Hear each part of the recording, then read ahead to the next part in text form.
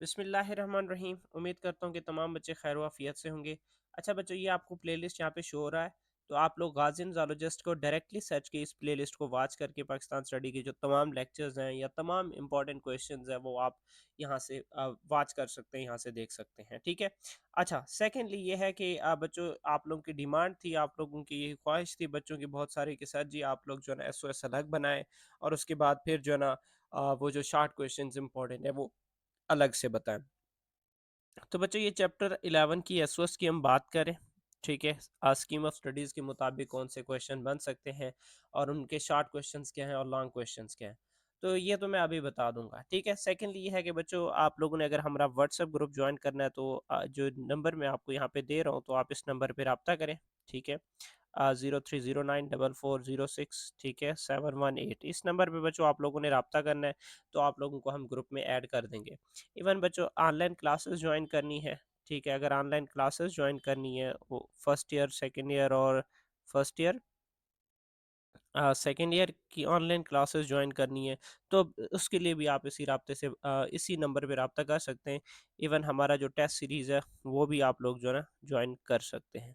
अच्छा बच्चों, अब उसके बाद नेक्स्ट नेक्स्ट क्या चीज़ है। ठीक है। यहाँ पे अब हम इस चीज़ को स्टडी करने जा रहे हैं। पहले सबसे पहले मैं आपको एसओएस के बारे में बताता हूँ, फिर हम उसके बाद क्वेश्चन को डिस्कस करेंगे। तो बच्चों देखें, चैप्टर 11 है। Actually chapter 11 foreign policy of Pakistan के बारे में है। फॉरेन पॉलिसी ऑफ पाकिस्तान के बारे में है। तो फॉरेन पॉलिसी के हवाले से अगर मैं सीधा सीधा बोलूँ तो ये फॉरेन पॉलिसी ही एक शार्ट क्वेश्चन कंसिडर होता है। ठीक है। फॉरेन पॉलिसी ही शार्ट क्वेश्चन हमारा कंसीडर होता है।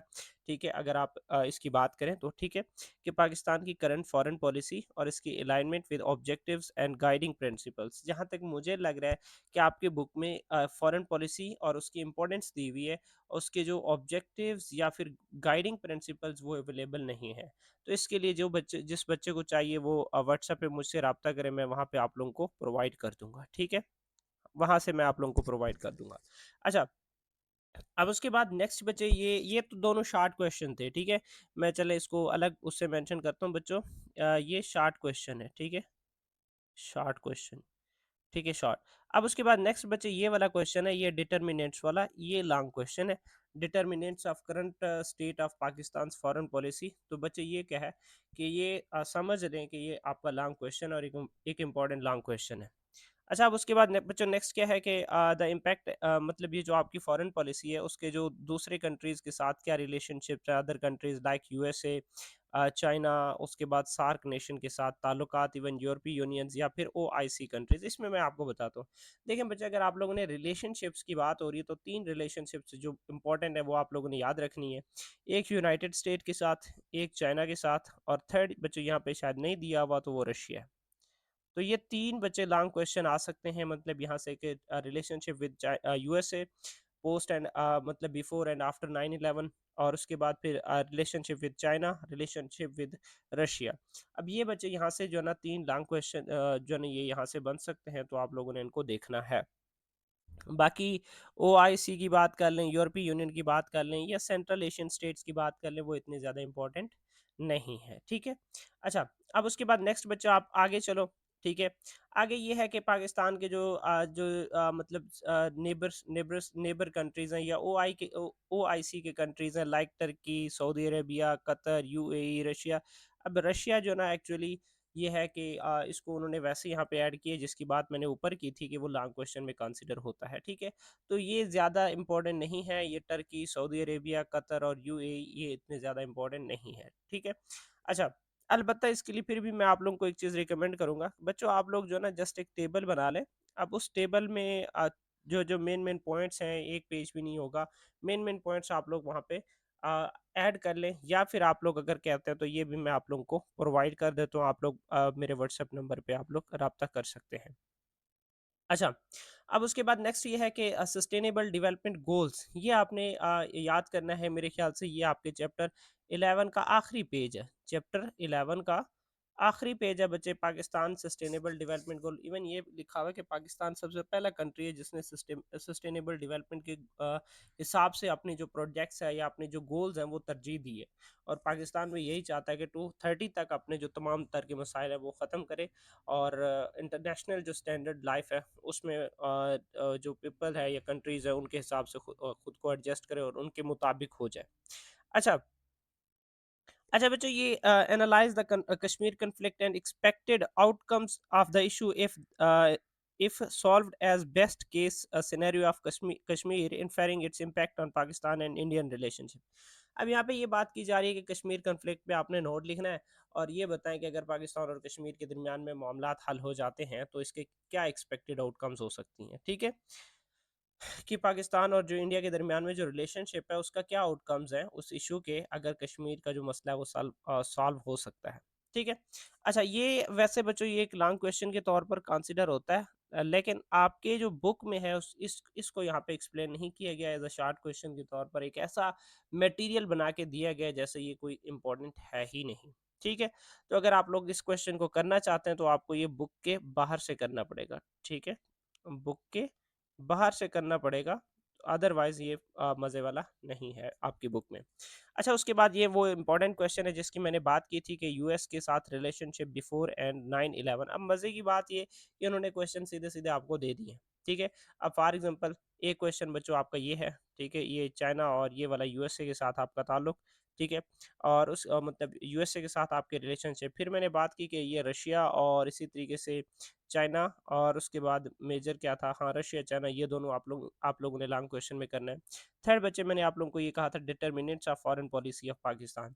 तो ये बच्चों 3 लॉन्ग यहाँ से बनते हैं। चौथा लॉन्ग जो मैंने बात की कश्मीर इशू वाला, कश्मीर इशू वाला बच्चों इतना ज़्यादा इम्पोर्टेंट नहीं है, अलबत्ता ये है कि अगर आप लोग करना चाहें तो आप लोग जो है ना इसको अलग से बुक के बाहर से आप जो है ना इसको इसका मटेरियल इकट्ठा करके आप इसको याद कर सकते हैं, ठीक है। तो ये बच्चों चैप्टर जो आपका 11 है उसकी एसओएस की हमने बात की, ठीक है। हमने कहा कि इसमें 3-4 शॉर्ट क्वेश्चन बनते हैं और इसी तरीके से 3-4 इसमें लॉन्ग बनते हैं, तो इसी वजह से मैं अक्सर जो आपके चैप्टर 11-12 है उसको लॉन्ग के हवाले से कंसिडर करता हूँ, ठीक है। यहाँ से शॉर्ट क्वेश्चन इतने ज़्यादा नहीं बनते, जनरल है, सिंपल है, या तो फिर आपको पूरा स्टेटमेंट याद करना होगा या फिर इस तरह का कोई अच्छा क्वेश्चन जो मतलब इंपॉर्टेंट पॉइंट ऑफ व्यू से है, मतलब शॉर्ट क्वेश्चन के हवाले से ये बहुत कम है, यहाँ से लॉन्ग के चांसेस ज़्यादा है, ठीक है।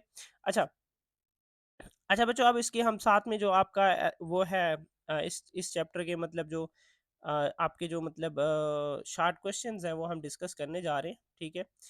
जैसे कि यहाँ पे दिया हुआ है बच्चे, चैप्टर फर्स्ट है, ठीक है। मैंने कोशिश की है कि सबका भला हो जाए, मैंने क्वेश्चन साथ में पेज नंबर भी ऐड करने की कोशिश की, अगर कहीं पे स्किप हो गया हो तो इस चीज़ के लिए माजरत।